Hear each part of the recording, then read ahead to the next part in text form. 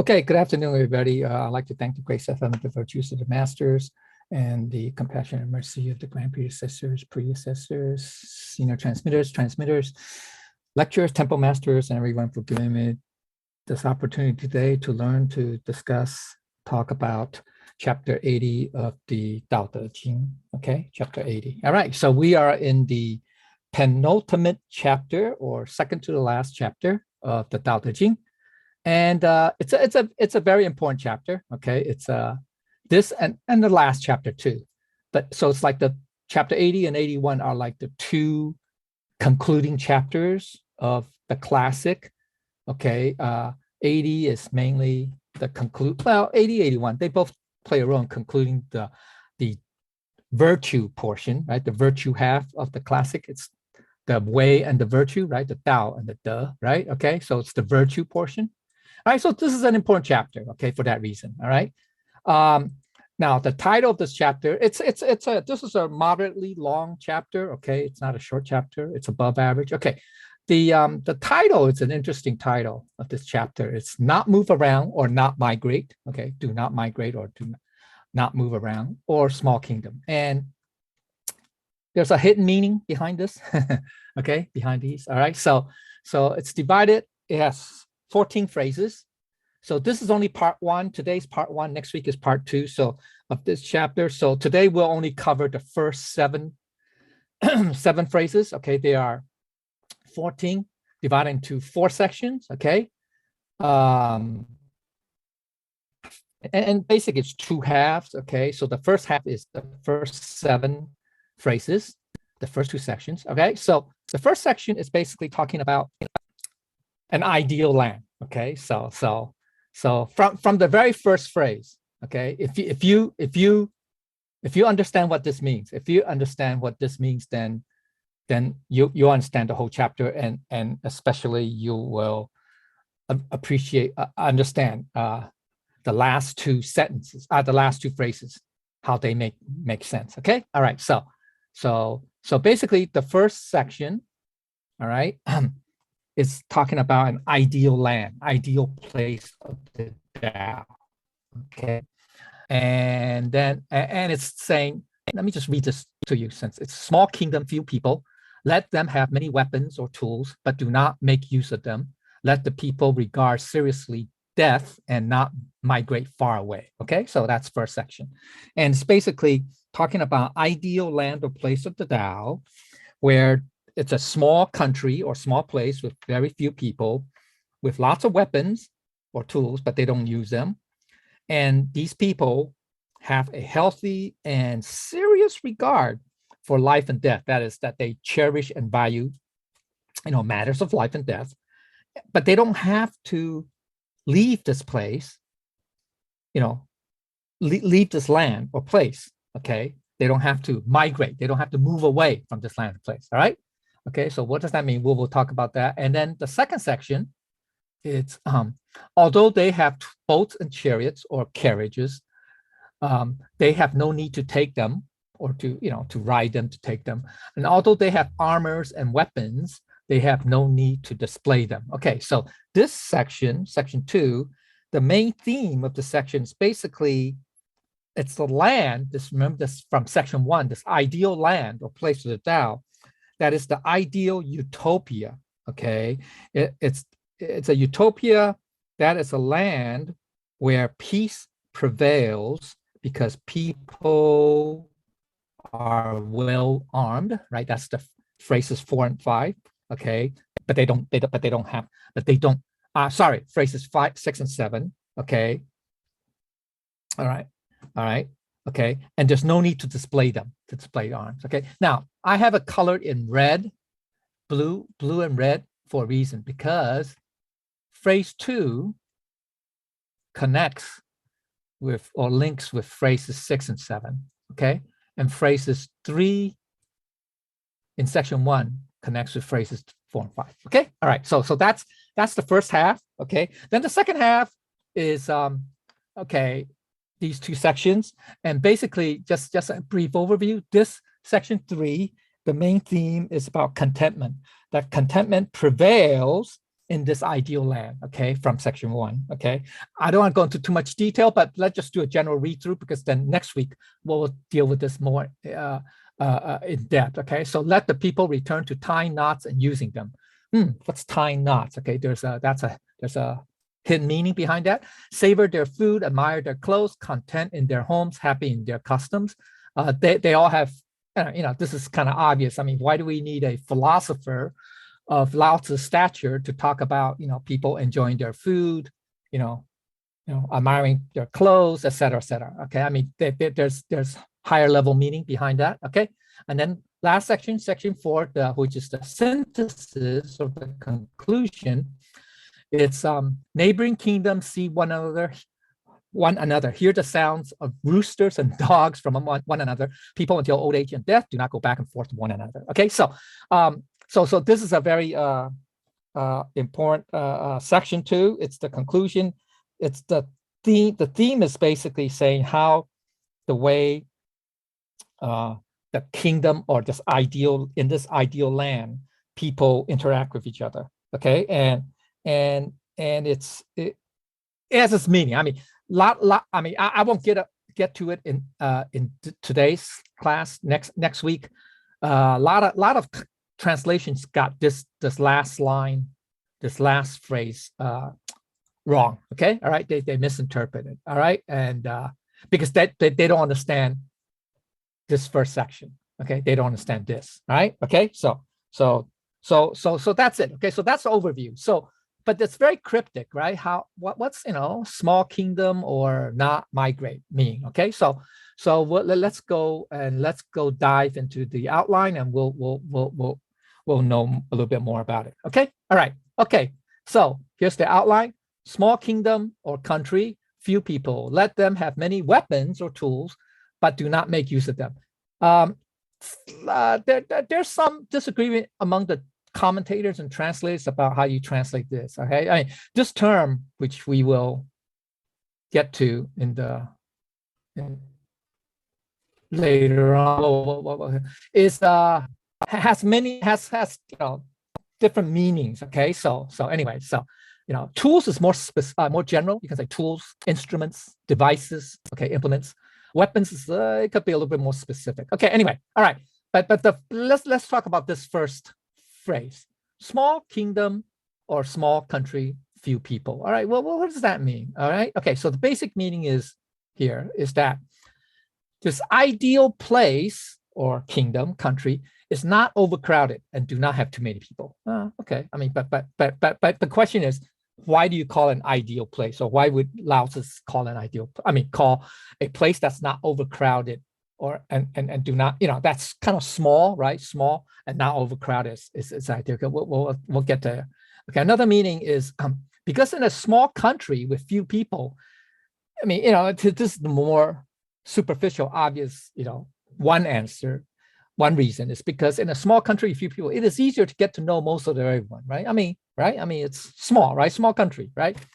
And still possible to get along with each other. That's the important part, which is an ideal situation. That would be ideal, right? You kind of know everybody and you get along well with everybody. So that's hunky-dory, right? That's harmonious, right? That's harmony. Okay, so for example, like people living in a small town village, you kind of know everybody, right? You know everybody and you sort of get along well with each other, their neighbors, et cetera, et cetera. They're all very neighborly, right, et cetera, okay?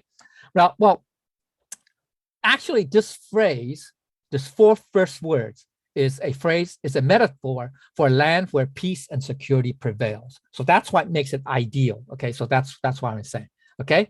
All right, so that's what it means, okay? Where peace and security prevails. Now, here's the deeper level understanding of what a small kingdom, small country is.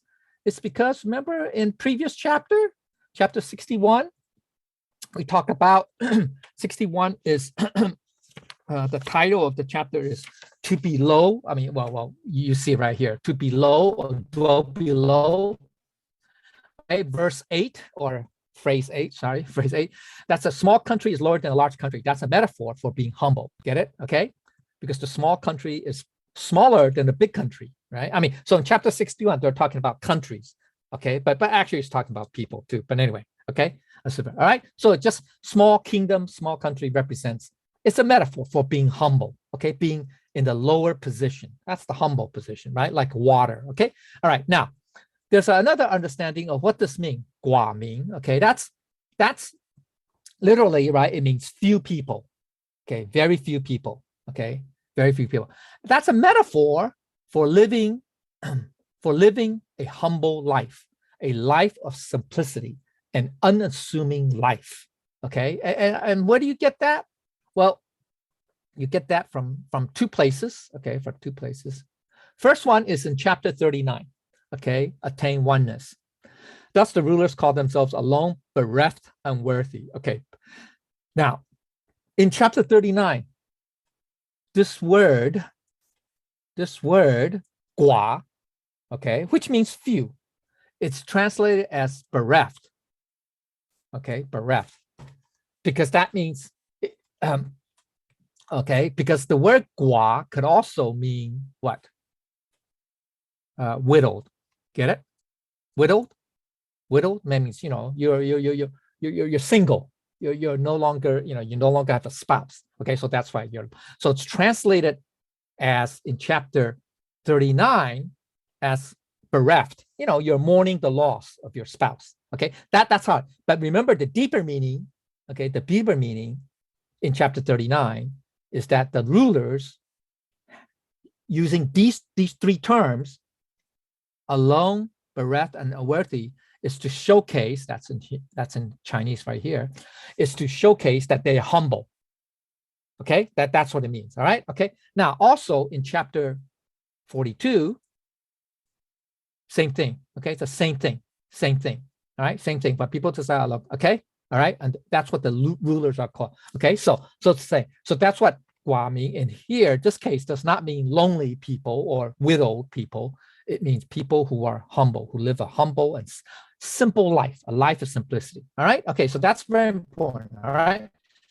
So additional understanding is means that it means being in a small country with not that many people is like an ideal state, you know, ideal place. This implies that small is humble and few is simple, okay, simple, and it's ideal or beautiful. So that's why if you read, you know, a lot of different translations or commentaries of the chapter, a lot of these commentators infer from this phrase, small and few, as beautiful or good, okay, or ideal, okay. So that's where this notion of small is beautiful comes from, chapter 80, okay, right here. All right, okay.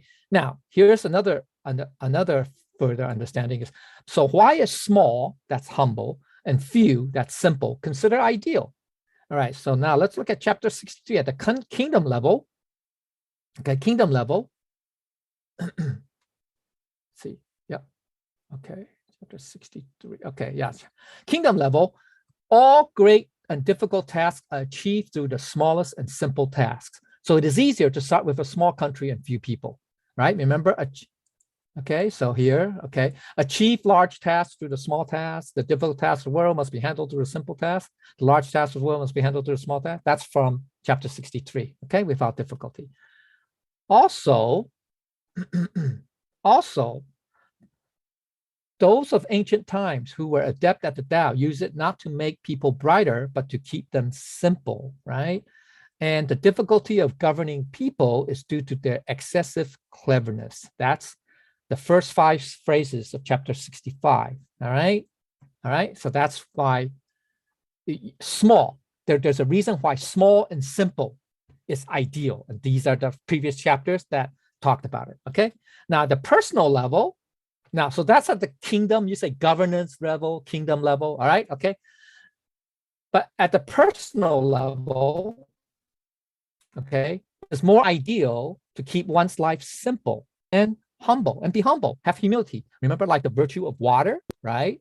Okay, so that's what the small country implies, okay? So the one who accepts the humiliation of the state is called its master. That's from chapter 78, remember, right? Okay, all right, so now, I don't want to backtrack, but just understand that, you know, we've already covered 79 chapters of this classic already. We should now have the understand or know how that whenever we read every chapter, each chapter of the Tao Te Ching, they have different levels, right, of not interpretation but of meaning, of understanding. Okay, so that's why I say there's the kingdom level, right, because he's talking about a land, a place, a country, right, and then there's the personal level. Okay, and then there's an internal level. Okay, sometimes I would have either kingdom or external, right, or internal, personal, or sometimes you have physical, metaphysical, or intangible. It's a similar idea, right? So there's different levels of understanding or meaning. Okay, all right. So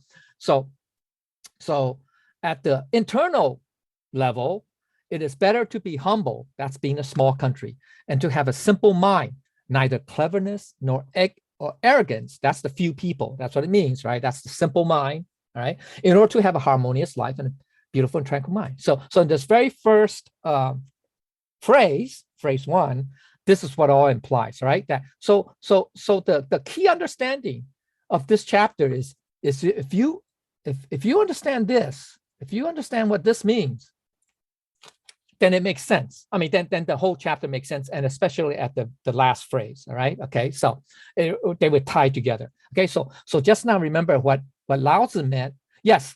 I mean, he's saying that small and few is good, right? I mean that's the superficial meaning.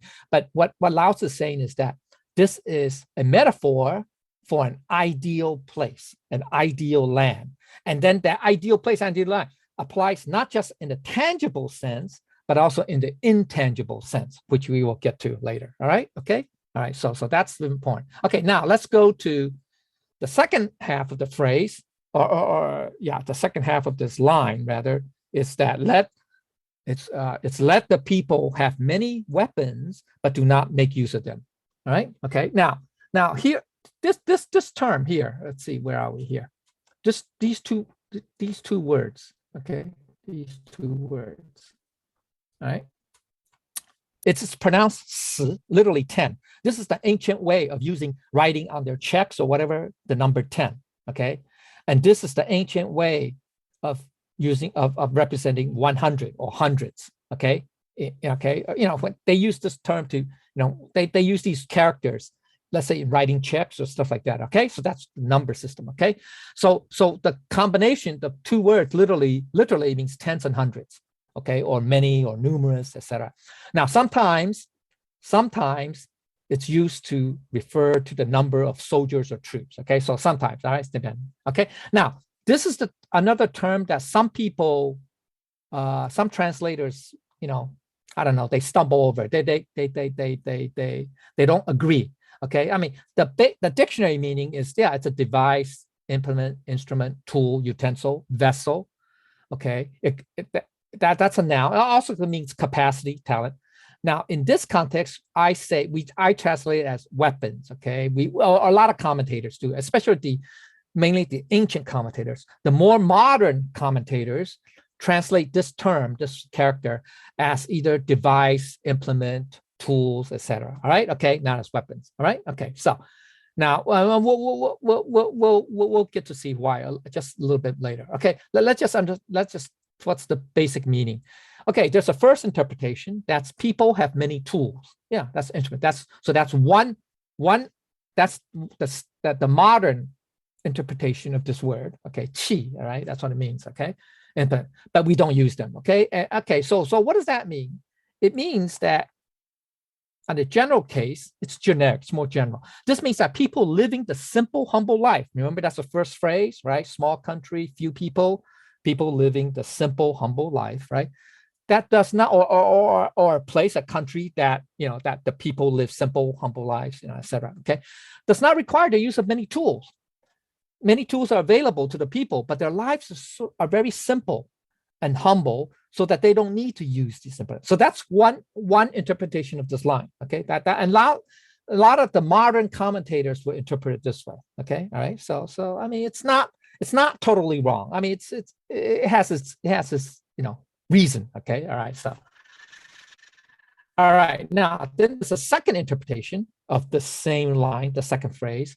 It's that, which I sought to use is because people have many weapons but make no use. Okay, so this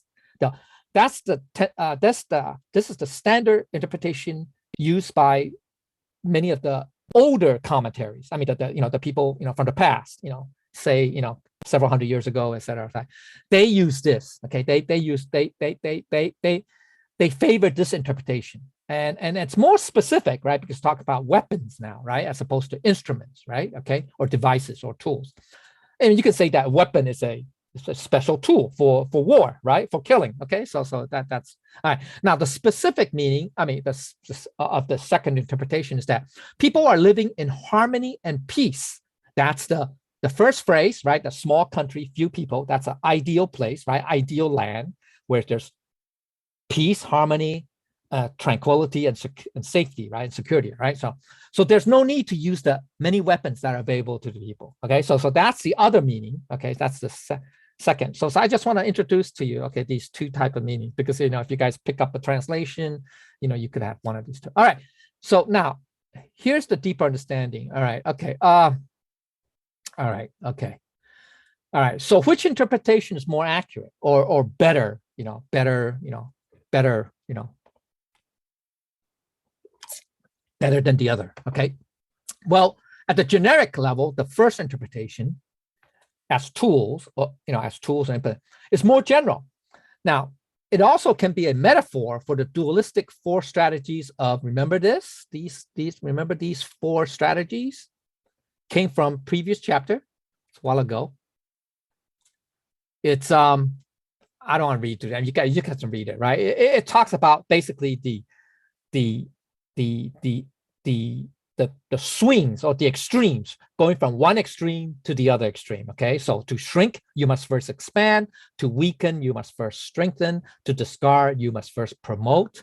And to seize, you must first give, relinquish. Okay, so and the sharp influence of the kingdom cannot be shown. So that's where this term comes in, where the link is. Okay, now this means sharp. I mean, literally, it can mean beneficial, but it also can mean sharp as an adjective. Okay, sharp instruments of the country, right? Okay, so in chapter 36, I don't want to go into too much detail because we already talked. Well, hopefully, if you remember it, okay, talk about Lao Tzu saying in chapter 6, we should not use these extremes.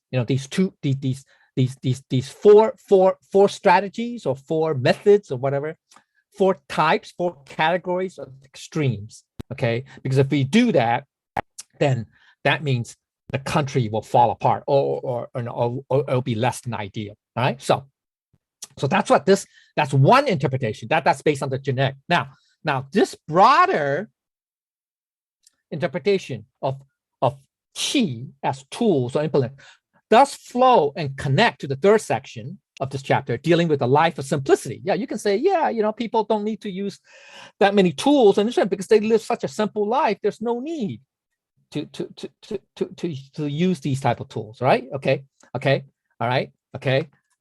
However, it does not flow and connect directly to 6th and 7th phrases of this next section. Okay, because the 6th and 7th phrase is talking about armors and weapons. Okay, so that's why. All right. So now whereas the second interpretation, I'm using up almost the time. Okay, second interpretation as weapons or weapons of many soldiers is more specific, right? It's a little bit narrow. It's more narrow, and but the reason why it's a better interpretation than the previous one is because now we're talking about weapons now, right? Weapons, something to hurt something, right? Weapons is used to harm something, right? Or attack something, right? That's what a weapon is for, right?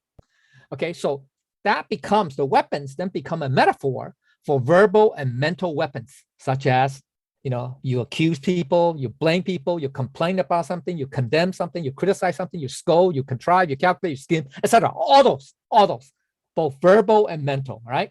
So for example, chapter 57, when people have many sharp weapons, the country becomes more chaotic. Yes. So this time it's talking about weapons. Okay. Right. Weapons. Right. But it's not just, military weapons, guns, knives, whatever, but it's also the mental and verbal weapons. Okay, all right, that's chapter 57. All right, so this interpretation as weapons does flow and connect directly to the 6th and 7th phrases of section 2. So this interpretation of weapons is a bit more meaningful. To me, it's more preferred. Okay, here. All right, so just okay, so just Now, okay, let's talk about the implication. The implication at the kingdom level is, which is more tangible, or you can say tangible, it's that an ideal place is to be in a small country with few people. So that's what the first 4 phrases, first phrase, the first 4 characters means. Okay, so where everyone is humble and they know, help, and get along with one another. Okay, where that's an ideal, right? Ideal. So where people have many weapons but do not use them. All right. So at the personal level, what is more ideal is to live a humble and simple life. Okay, so that's what the small country represents, humble, and few people represent simple, right? Simplicity. Okay. All right. Now at the intangible level, okay, where people live in harmony and peace with one another because they do not use their mental and verbal weapons. So why would Lao Tzu say people should have many weapons? Right? I mean, why did he say, well, right, in second phrase, right? Let them have many weapons, but do not make use of them. Because he advocates self-sufficiency and maintaining peace and harmony. So you should be able to protect yourself if no one can protect you.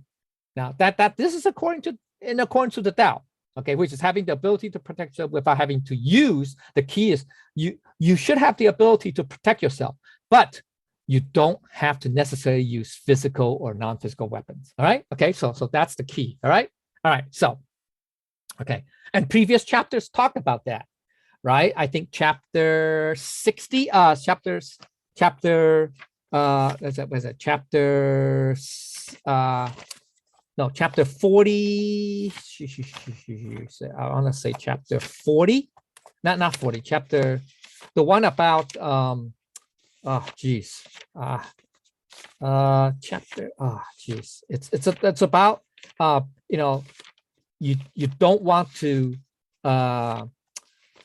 use force, right? You don't want to use force, right? Okay. All right. I forgot which chapter. Maybe it's chapter 50. No, not 58. Chapter, it doesn't matter. Okay. But it's in the previous chapter. Okay. All right.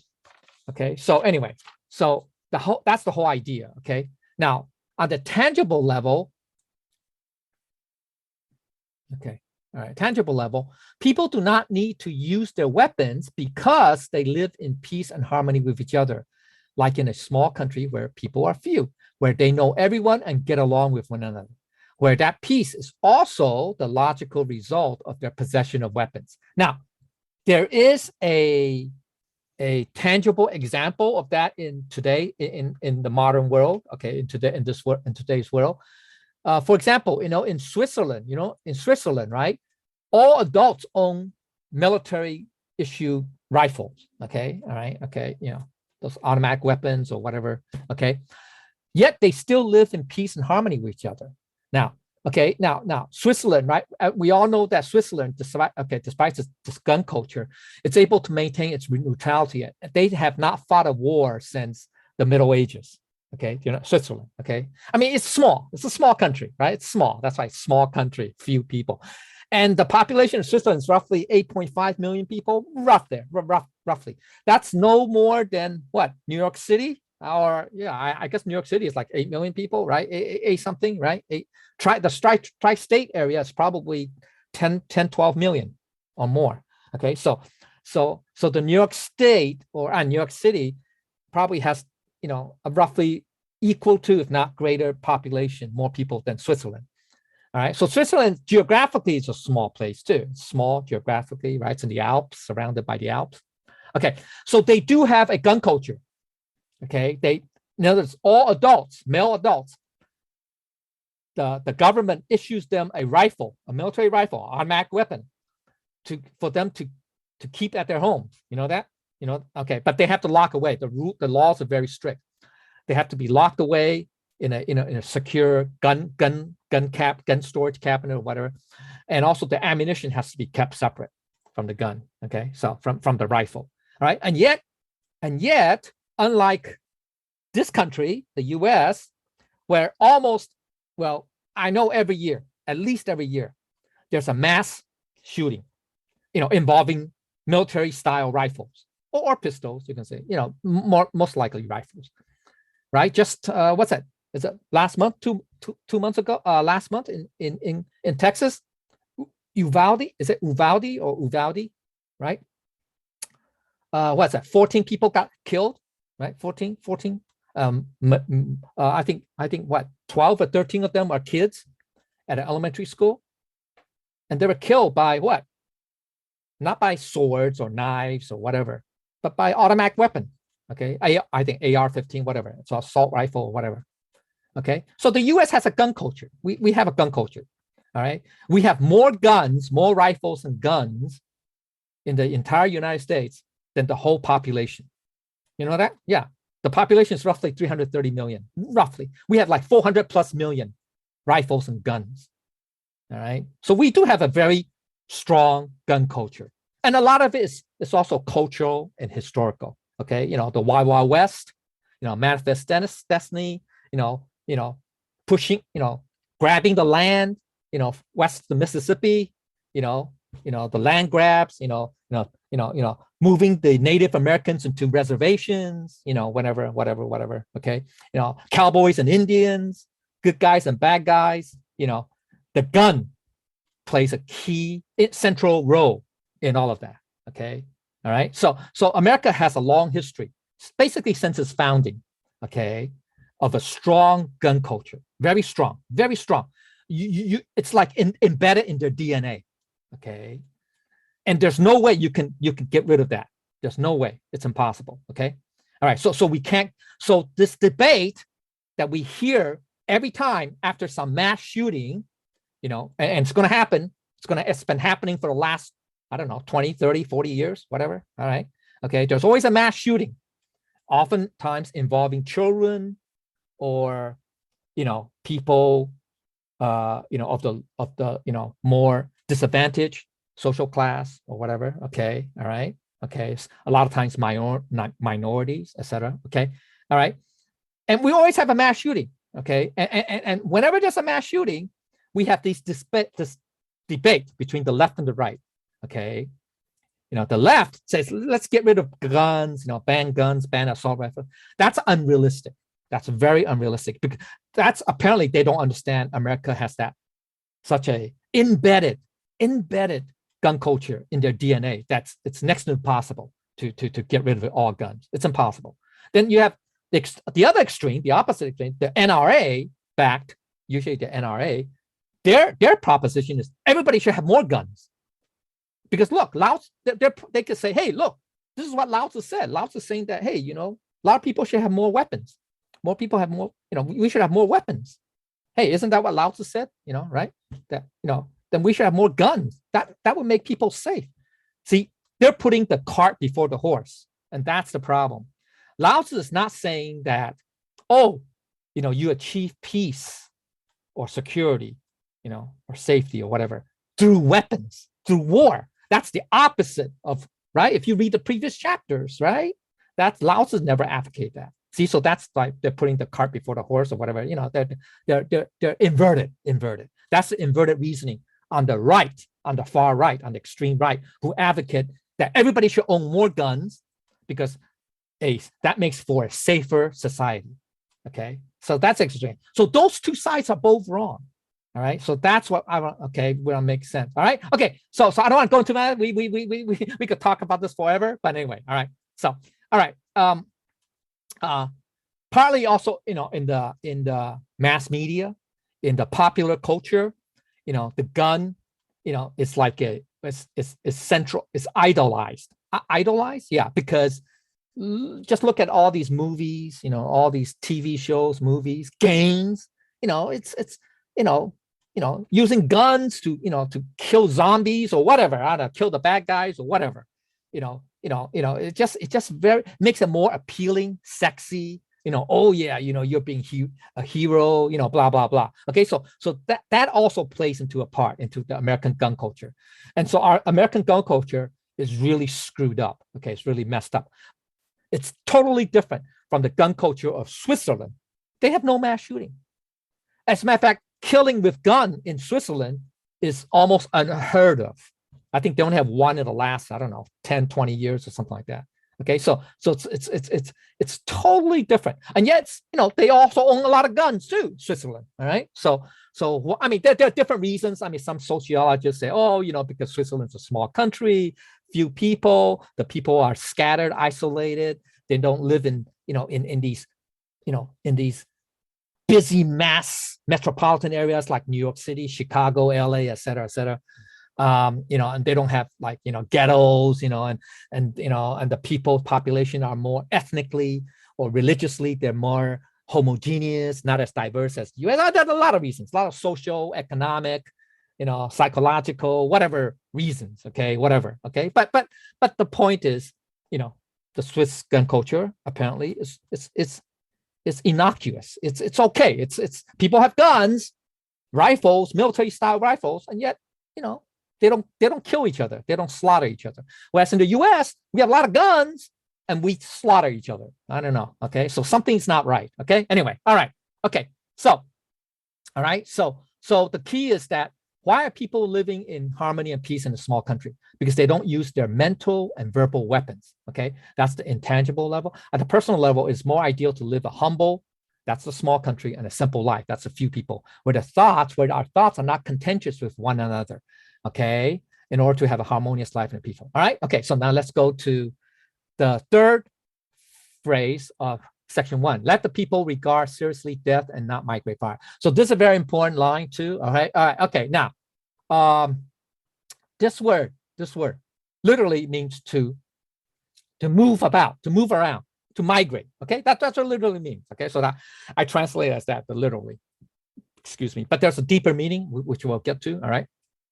All right, and then it would make more sense than it would tie together. Okay, so at the basic meaning, it just means that the people regard death seriously, means to express an attitude that matters of life and death are very important to the people.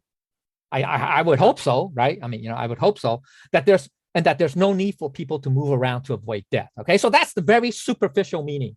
All right, if you take the literal translation of these words. Okay, so that's the literal meaning, since that, hey, yeah, people. You could say people are scared of death, but people regard life and death as a serious matter. It's serious, right? It's very important. So therefore, people like to move around in order to escape death, right? I mean, that makes sense. Now we have to understand that this superficial translation is not wrong. It's not wrong. Okay, and you can understand why would Lao Tzu choose to use these words this way. It's because recall how the time that Lao Tzu wrote the Tao Te Ching, during that time, it was called the late Warring States period or late Ottoman period. It's before the Warring States. It's a late autumn and spring period. That time is a time of great chaos. That was basically the Zhou dynasty was being split up among the noble families, the dukes, the princes, dukes, or whatever. Okay, the emperor that those days they didn't call him the emperor, but the king of the Zhou dynasty was powerless. Okay, he basically just a figurehead. Okay, so the country was not. I mean, the kingdom, the empire was not united. It's fragmented. So there's a lot of warfare going on between all these noble houses, noble families. All right. Okay. So why? Because losing the life that you cherish is as serious as it gets, right? From the historical perspective, during the time this classic was written, during the late autumn and spring period, it was very chaotic with lots of strife and warfare, when many human lives became worthless. All right, worthless. I mean, like human life was not valued. Okay, was not valued. Okay, so people tried to escape the chaos of war and ended up moving around as refugees, right? Now, this is the opposite of the ideal from Lao Tzu. Obviously, Lao Tzu doesn't like to see that. He doesn't like to see chaos, right? Obviously, right? Okay, so therefore, people who cherish life do not want to move away from an ideal place of peace and security, right? The first phrase of the sentence It's an ideal place, right? Small country, few people. It's an ideal, it's a place, it's a land, a place of what? Safety, security, peace, and harmony. So people wouldn't want to move away from that type of land. Of course not, right? All right. Okay. So people do not want to become refugees going from place to place, trying to escape from strife, warfare, and death. All right. Okay. So now in the Tao utopia, there will not be any strife or warfare, right? Should be harmony and peace, right? Where people's lives are cherished, dignified, valued, and worthwhile, and no one would need to move around just to survive. All right. So that's from a Tao perspective. It's also Tao also agrees with the superficial level, meaning that people are don't want to die, so they want to move around to escape death and war. So at the general level, there's a specific meaning of this, to regard seriously at death. Okay, so that's a literal translation. It means to have an eternal life beyond physical death. That's at the general. So that's the more intangible, not tangible, higher level meaning. Okay. Now, that's the general meaning. The specific meaning is to know, to have, and follow the Tao. That's to value the meaning and purpose of life. Okay, so that's the deeper level meaning. Now, here's the deeper level meaning of xi. That's the pronunciation. Xi means to move around, to migrate. Okay, that's to be in the karmic cycle of birth, death, and rebirth, samsara. Okay, so as for example, it's a metaphor, it's metaphorical. It's migrating from one existence or one life or one state to another, always moving from one life to another, right? Makes sense, right? So that's the higher level, deeper meaning. Okay, so what it means, okay, so there are different levels. Okay, so let's talk about the physical level. The physical level is people do value matters of life and death very much, seriously, right? So they do not wish to be like refugees. That's to move around in order to escape death, right? I mean, that's look at today, right? There's so much refugees all over the world, right? Trying to escape what? War, strife, etc., right? They want to escape death and destruction, right? Okay, so that's the physical level, okay? And that's not wrong. This is right, okay? But that's the very basic level, all right? But then there's a higher level. There's a spiritual level, okay? There's a spiritual level. Okay. The spiritual level is we should cherish and value the eternal life, not just the physical life, so that we will not fall into what? Karmic cycle of samsara. Okay. So this is the metaphor, okay, for the few people who know and have the Tao, so that they are good at cultivating life. That means living in accordance with the Tao, and thus living without fear of death, being liberated from fear. Recall chapter 50, right? Chapter 50. For I've heard of those who are good at living because they have no place for death. All right. So it's the same idea. Okay, it's a metaphor.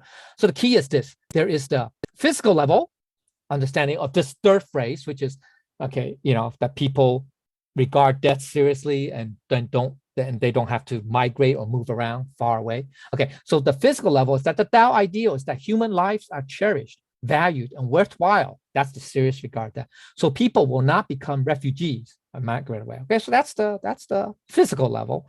But then there's a spiritual level, which is if we have the eternal life, that's to know, to have, and to live in accordance with the Tao, then we will not remain in the karmic cycle of birth, death, and rebirth for so long.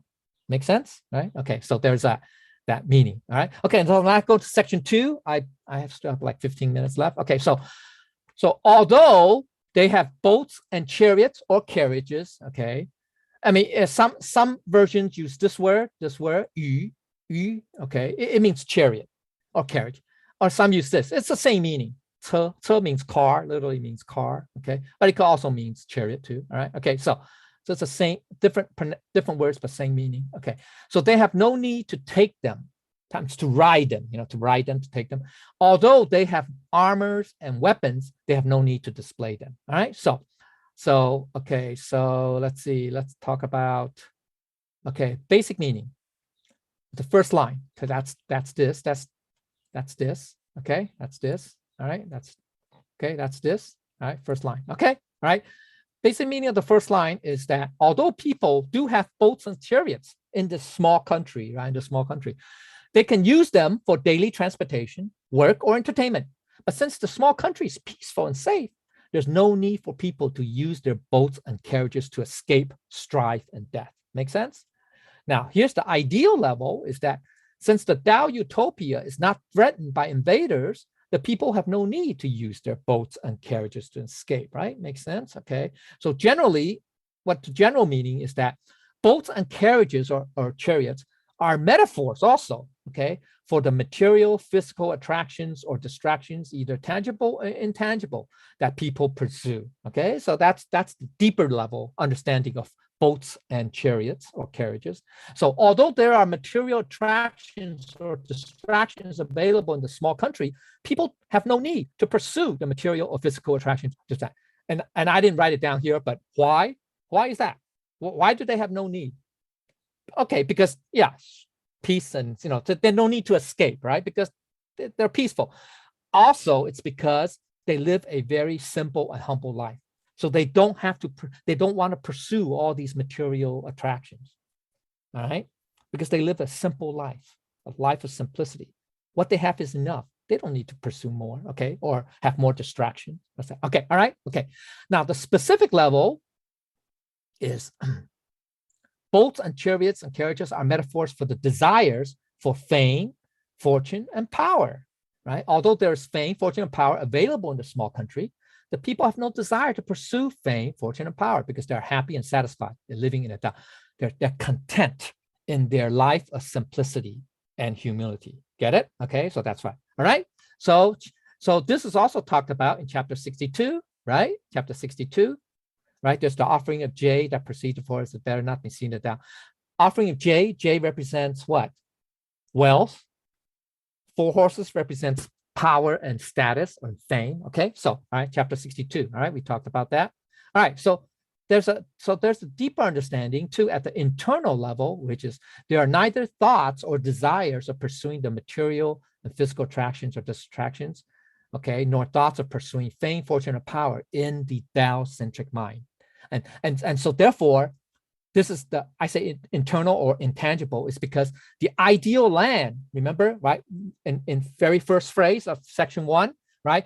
We're talking about a place, a physical location, right? A place that's ideal, that's safe, peaceful, secure, tranquil, etc., right? But then it's also at the higher level, at the intangible level, it's a metaphor for the Tao-centric mind. That's the ideal land, the metaphor for the Tao mind. Get it? Right, so that's another level. Okay, all right. So, yeah, this word, okay, let's see, 甲兵 literally means armor, or okay, or soldier in armor. Okay, all right. So the basic meaning now we're talking about the second half, which is although people have armors and weapons, they have no need to display them. Right? Okay, since the people have armors and weapons in the ideal land, potential invaders know that people are well armed, so they were not there to invade it. Thus, the people have no need to. Okay, so this is like Switzerland. Switzerland. In World War II, Germany and Italy knew that Switzerland, the people in Switzerland are well armed. They have, even though they're a small country, but they live in in the Alps, in the mountain terrain, the valleys or whatever. Okay, but they decided not to invade them because they probably could have won, but it'd be very costly. It's not worth it. Okay, it's not worth it. All right. So that's why they weren't invaded. Switzerland was never invaded in both world wars, as a matter of fact. All right. Okay. So, and that's because of this. Okay, this reason right here. Okay. So that's basic. That's very basic. Now at the kingdom level, the many armors and weapons possessed by the people serves as a deterrent against any invaders. So there's no need to display or show off the numerous weapons. Okay, all right. So that's very basic. Then there's at the personal level, and this is more interesting. Okay, okay. So at the personal level, to pose or to display with armor and weapons is a metaphor. Once it gets a metaphor for the self-display, self-flaunting, or self-glorifying, to show off how macho one is. Because the people do not use their mental and verbal weapons. Okay, oops, sorry. Okay, because okay, here. Okay, because people do not use their mental and verbal weapons. Remember, that's first section, section 1, right? Okay, second phrase, okay, right? Second phrase above, right? They are not contentious. That means they're living peacefully in harmony with each other. So the people have no need for self-display, self-flaunting, or self-glorification with one another. Okay, section 2 of chapter 22, okay, talks about that. All right, okay, so we don't want to get into that. Okay, but all right, okay, so at the internal level, because one is living a humble, that's the small country, and simple life, that's a few people, where the thoughts are not contentious with one another, that's having many weapons and not using them, where one's life and mind are harmonious and peaceful, thus there's no self-display, there's no self-glorification, right? There's no need for that, right? Because you're being humble, right? All right, you're living a simple life. There's no need to glorify, to brag, right? To flaunt, to display, right? To flaunt, okay, anyway, all right, okay. So the implication is this. In the land of the Tao, although people have boats and carriages, there's neither the need for people to pursue material, physical attractions or distractions, either tangible or intangible, nor the need to pursue fame, fortune, or power. Although people have weapons, there's no need for self-display, self-flaunting, or self-glorification with one another. All right, let's see. Okay, good. All right, so let's go to Appendix A. Excuse me. Okay, Appendix A. All right, here it is. Okay, so this is the ideal land.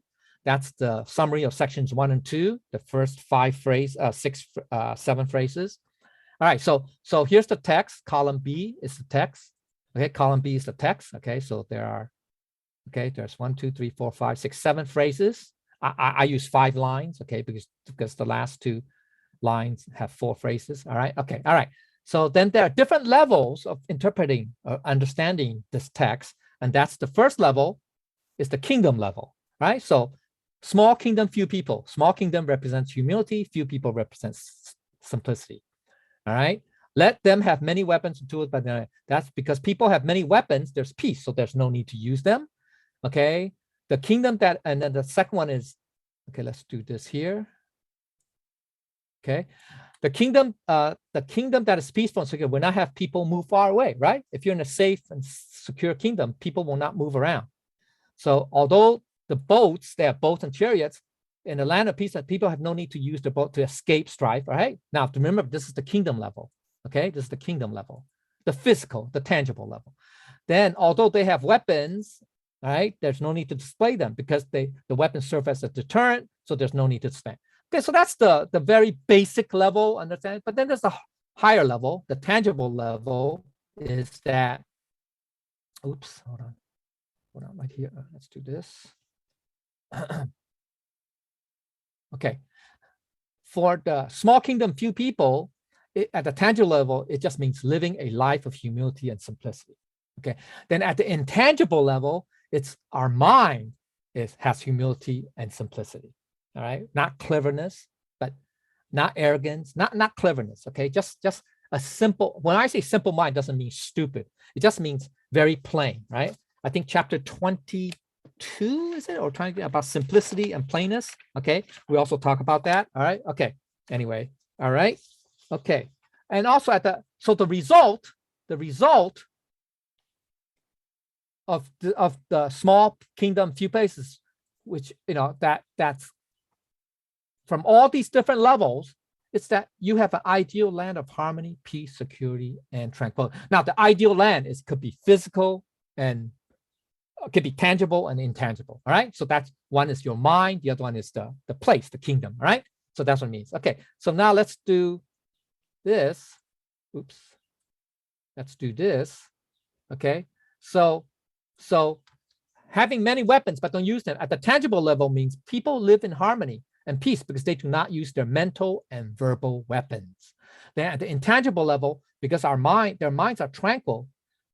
Their minds are tranquil because their thoughts are not contentious, not contrived, not calculating, not scheming. And so the result is that people live in harmony and peace with each other. All right. Let the people regard seriously death. Okay, people's lives are cherished, valued, and dignified, so they do not want to move away from the ideal land of peace and security. That's the tangible. At the intangible, people have the eternal spiritual life by knowing, following, and living in accordance to the Tao. And the result that people will no longer migrate from one place to another, both on the tangible level and on the intangible level, or both on the physical level, physical plane, and the spiritual plane, right? Okay, or samsara, right? Okay, all right. So for this, okay, is although they have boats and chariots, right? So on the tangible level, okay, in a life of humility and simplicity, people have no need to pursue all the material physical attraction framework. Okay, at the intangible level, okay, there's no thoughts.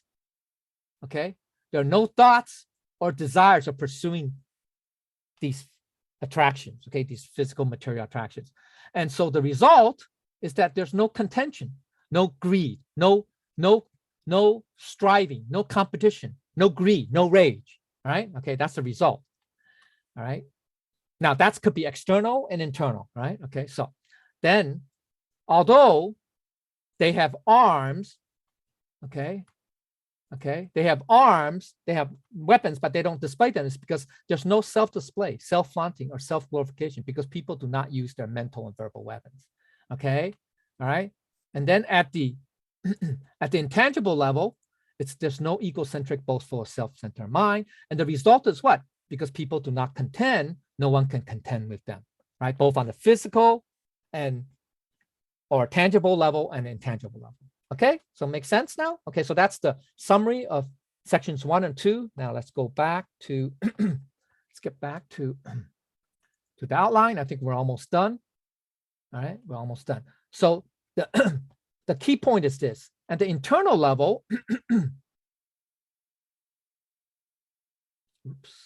at the internal level, okay, there are neither thoughts or pursuing the material physical attractions or distractions, you know, both tangible and intangible, nor thoughts of pursuing fame, fortune, or power in the Tao-centric mind. The Tao-centric mind is also the intangible metaphor of the ideal land, the tangible, the ideal land. This is tangible. This is the, you know, from phrase 1, right? Okay, from the first phrase of section 1, right? That this is the tangible side. Yeah, that there's some location, some place that's very tranquil, safe, and peaceful. But it also means, what Lao Tzu means is that it's also our mind. Okay, our mind, right? Our mind is also this. Okay, if we don't have these thoughts, if we don't have these thoughts, okay, all right, and therefore also no self display or glorification, flaunting, etc., etc. All right, okay, never mind.